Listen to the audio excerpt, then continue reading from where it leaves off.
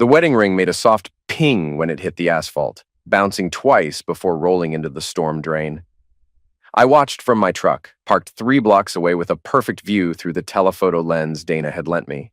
My wife Rebecca didn't even look back as she climbed into the silver Mercedes. The man behind the wheel leaned over to kiss her, not a peck, but the kind of kiss that said they'd done this 100 times before. I lowered the camera and checked the timestamp. 11:47 p.m., Saturday, October 14th. The same night she'd told me she was working late on the Meridian Hospital project. The same project that didn't exist. I'd checked the city permits 3 times. My hands were steady as I started the engine. 22 years of marriage, 2 kids, and a mortgage we'd almost paid off.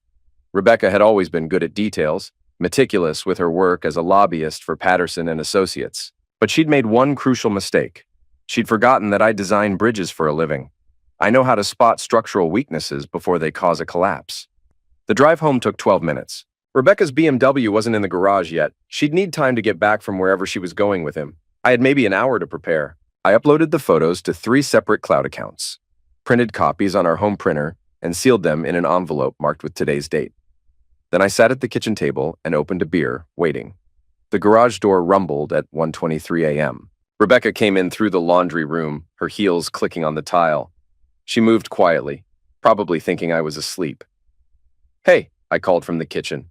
She froze in the doorway, purse clutched against her chest. "Oh, you scared me. What are you doing up?" "Couldn't sleep.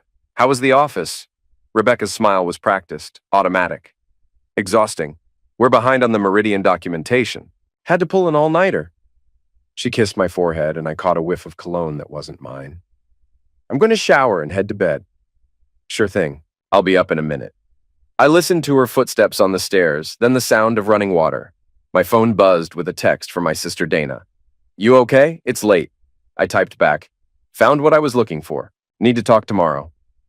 The next morning, Rebecca made coffee and scrambled eggs like it was any other Sunday. She wore the silk robe I'd bought her for Christmas, her hair still damp from the shower. She looked beautiful, relaxed, happy. "The Henderson project got approved," I said, buttering my toast. "Bridge construction starts next month." "That's wonderful, honey. You've worked so hard on that design." "Yeah. Funny thing about bridges. You can't cut corners on the foundation. One weak support beam and the whole thing comes down." Rebecca paused with her coffee cup halfway to her lips. "What do you mean?" "Just thinking about structural integrity, how everything has to be honest, transparent, no hidden weaknesses." She set down her cup, watching my face. "Are you feeling okay? You seem off." "I'm fine. Just tired. Maybe I should start working late more often, like you." The words hung in the air between us. Rebecca's smile flickered, but she recovered quickly. "If you want, though I'd rather spend evenings together when we can."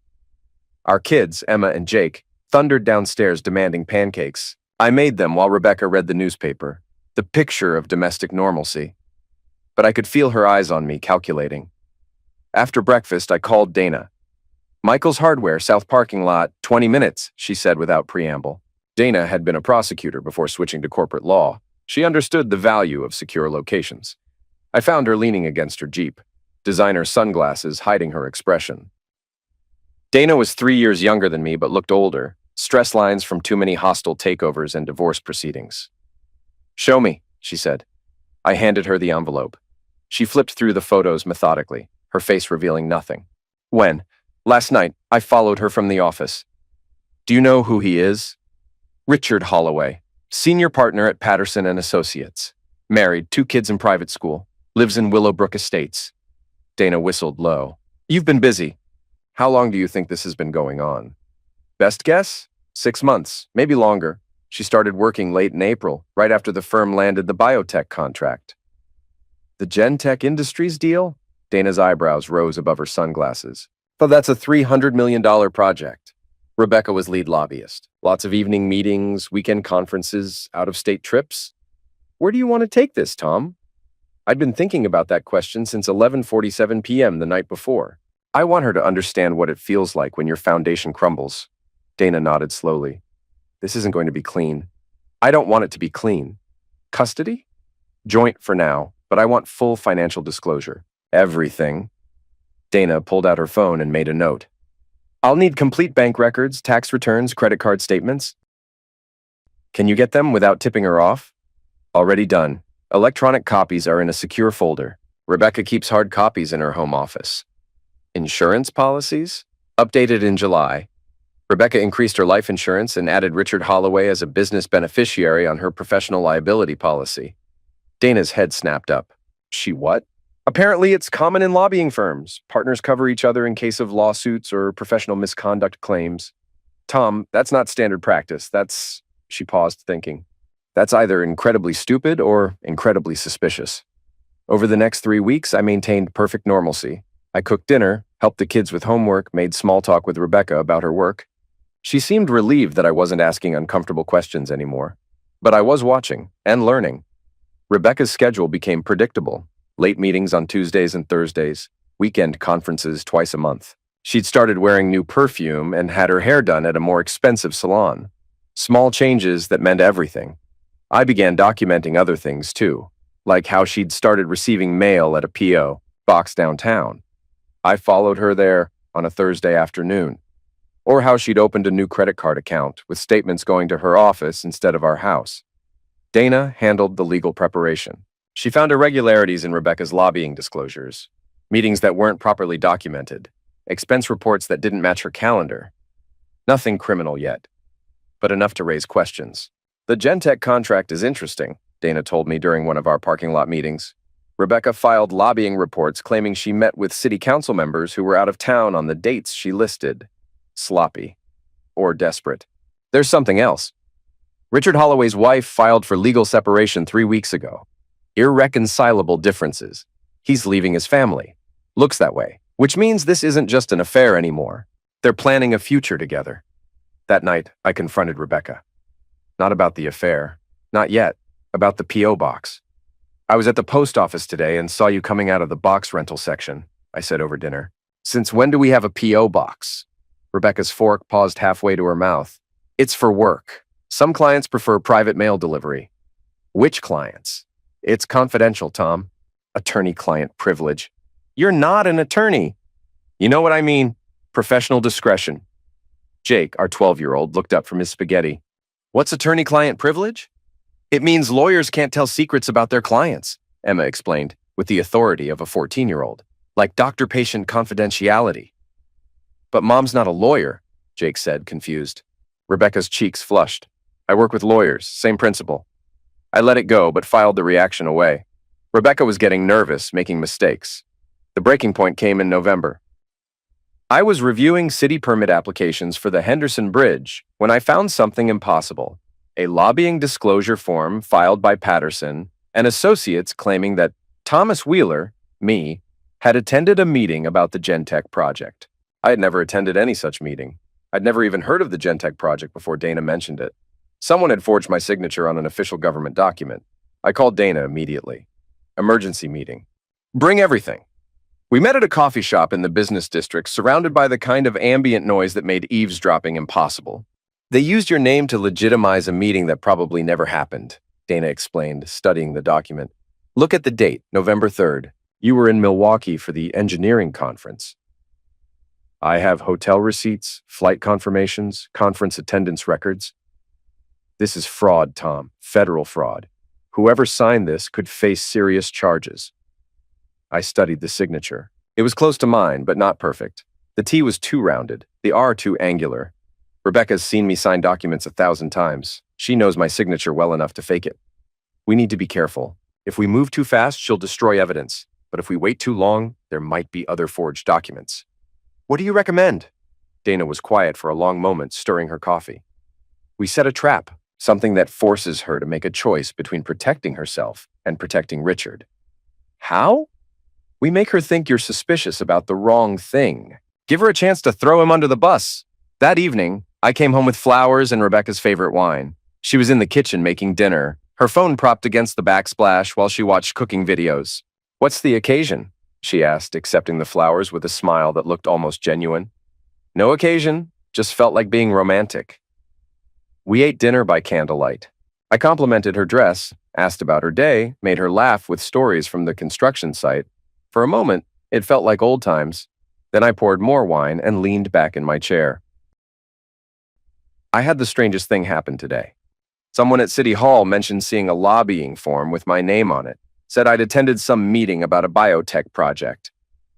Rebecca's wine glass stopped halfway to her lips. Really? That's odd. I told them there must be some mistake. I've never been to a lobbying meeting in my life. Probably just paperwork confusion. You know how bureaucrats are. Yeah, that's what I figured. Though I did check with the State Lobbying Commission. They take forgery pretty seriously. Felony charges, prison time, that sort of thing. Rebecca set down her wine. Prison time? Oh yeah. Federal crime. They don't mess around with falsified government documents. But if it was just a mistake, intent matters. If someone deliberately forged a signature, that's serious. But if it was just a clerical error, probably just a fine and some embarrassment. Rebecca was quiet for the rest of dinner. After we cleaned up, she excused herself to make some work calls. I listened from the living room, but she kept her voice too low to make out words. The next morning, she was gone before I woke up. Her note said she had an early meeting, but when I called Patterson and Associates at 9 a.m., the receptionist told me Rebecca wasn't expected in until afternoon. I spent the morning at Dana's office, planning our next move. She's scared, Dana said, reviewing my notes from the dinner conversation. Scared people make bad decisions. Good. I want her off balance. There's something else. I had a private investigator friend check Richard Holloway's financial records. He's been moving money around, consolidating assets. Looks like he's preparing for a messy divorce. How much money? Including his stake in Patterson and Associates? About $4 million? That's a strong motive for Rebecca. If she's thinking about leaving me for him, she needs to make sure he doesn't lose everything in his divorce. Which might explain why she's willing to commit fraud. Help him secure contracts that will maintain his firm's value. My phone buzzed with a text from Rebecca. Working late again tonight. Don't wait up. It was barely noon. She's meeting with him, I told Dana. Probably planning damage control. Good, let them plan. The more they scheme, the more evidence they create. I picked up the kids from school that afternoon and took them for ice cream. Emma complained about her algebra teacher, while Jake described an elaborate Lego creation he was building. Normal kid problems, normal conversations. I wanted to preserve that normalcy as long as possible. At 7 p.m., I called Rebecca. She answered on the fourth ring, background noise suggesting she was in a restaurant. Hey, she said, her voice slightly breathless. What's up? Just checking in. The kids finished their homework and they're watching a movie. When do you think you'll be home? Late. This Gentech thing is getting complicated.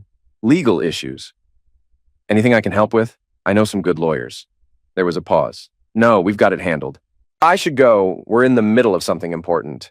Sure. Love you. Love you too. But she hung up before I finished the sentence.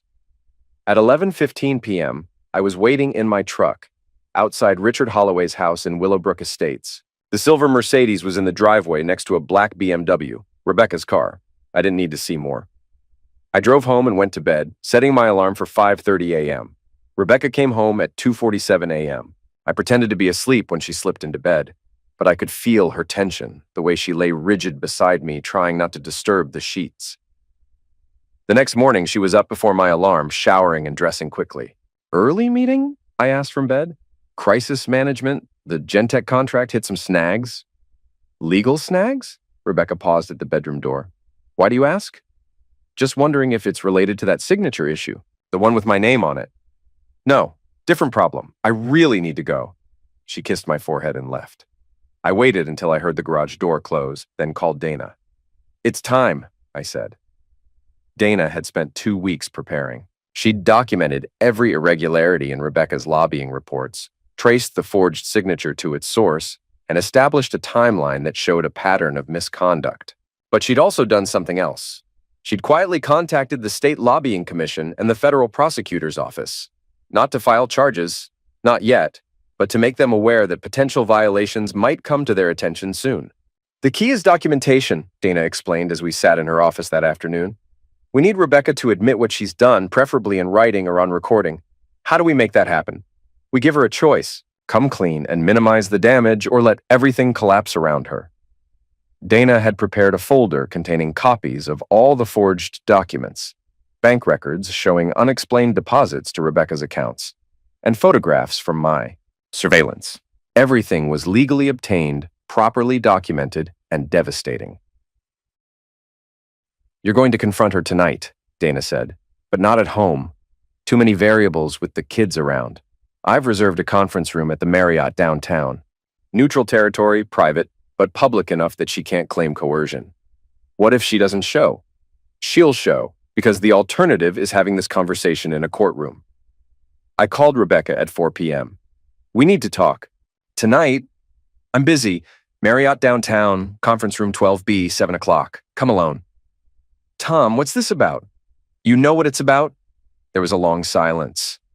"I'll be there." I arrived early and arranged the documents on the conference table. Dana was in the next room, recording everything through a wireless microphone clipped to my shirt.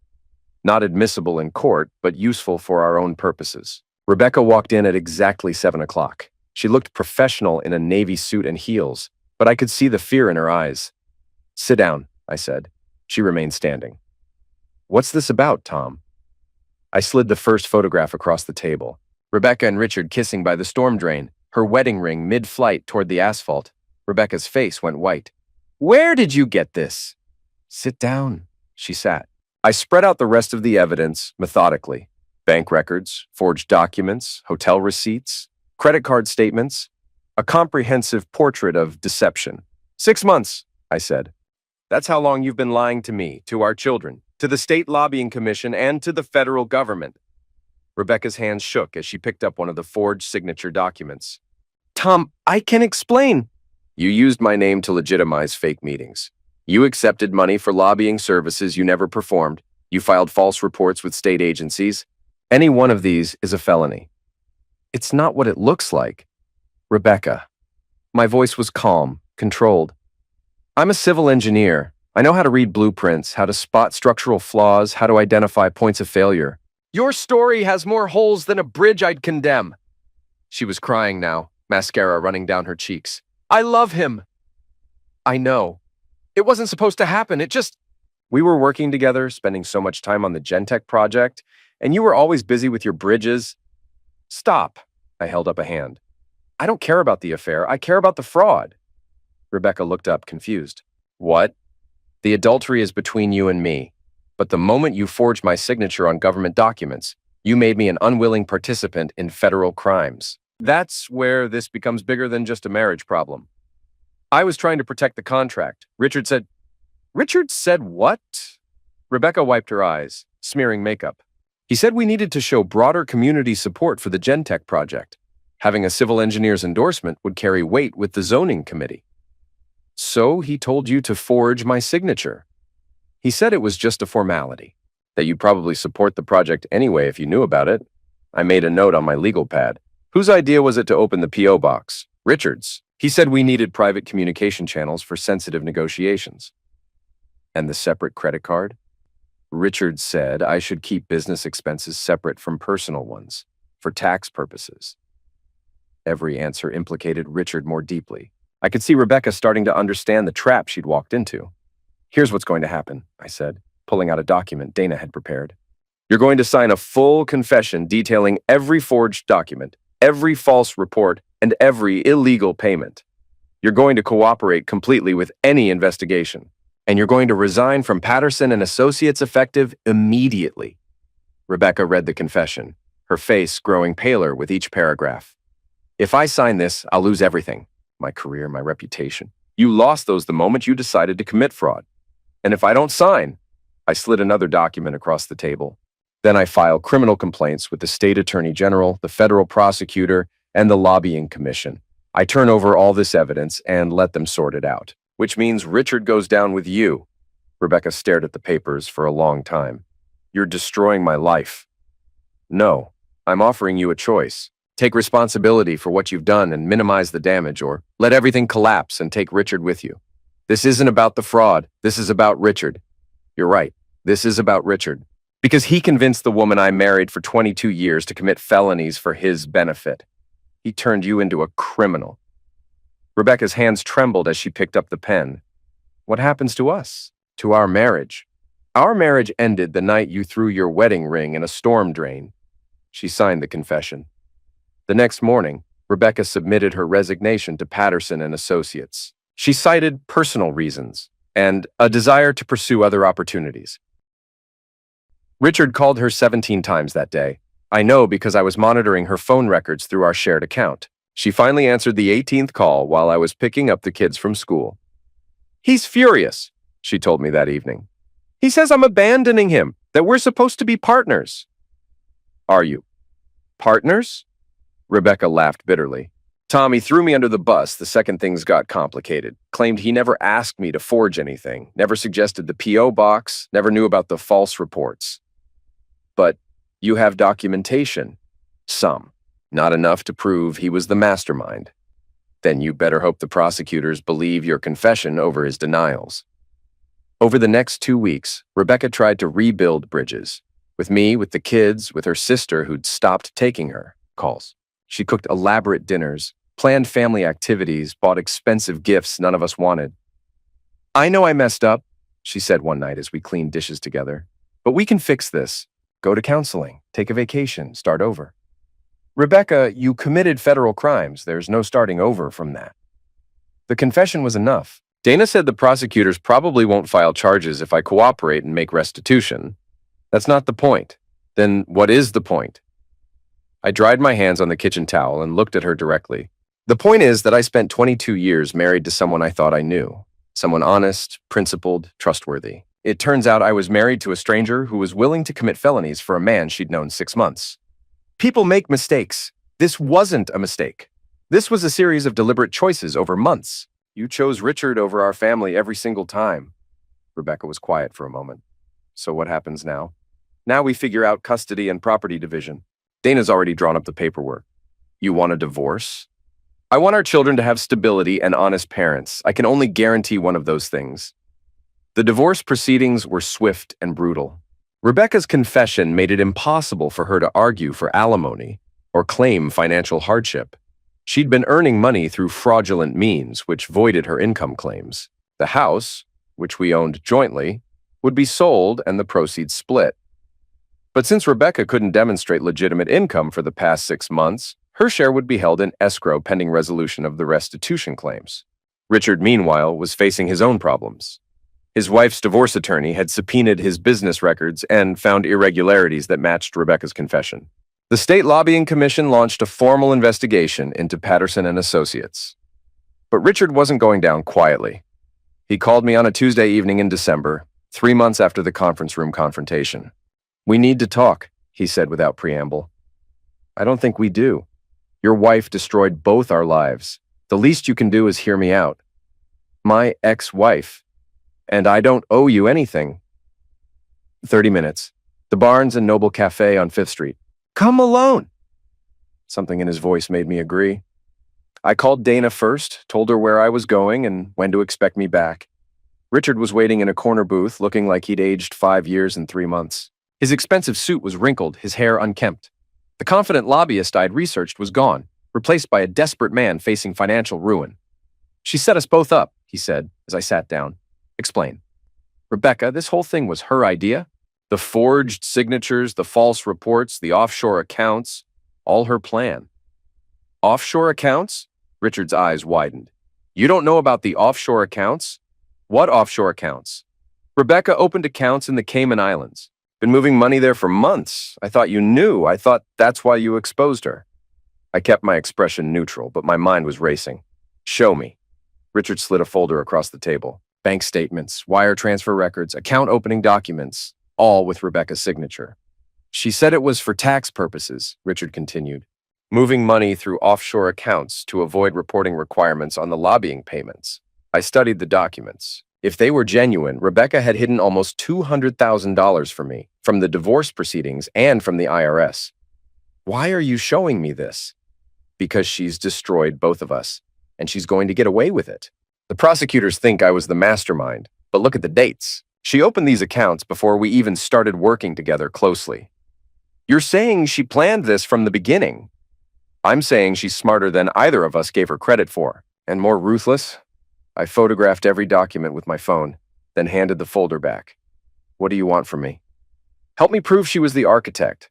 In exchange, I'll make sure you get the offshore money in the divorce settlement. No deal?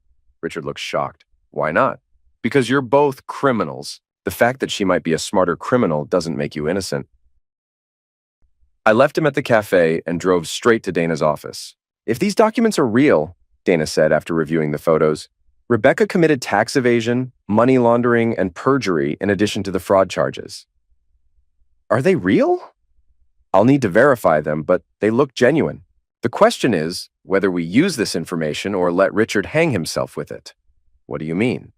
If Richard goes to prosecutors with this evidence, he'll probably reduce his own sentence by exposing Rebecca as the mastermind. But that means Rebecca goes to prison and your kids lose their mother. And if we don't use it, Rebecca gets away with stealing $200,000 and Richard probably serves minimal time for fraud. I thought about Emma and Jake, about the impact of having a mother in federal prison, but I also thought about 22 years of marriage built on lies, about forged signatures and hidden accounts, and a woman who'd chosen greed over family. We use it, I said. The final confrontation happened in February in Dana's conference room. Rebecca had been summoned for additional divorce proceedings, supposedly to finalize the property division. She arrived wearing the same navy suit from our first confrontation, but she looked smaller now, diminished. Dana spread Richard's documents across the table methodically.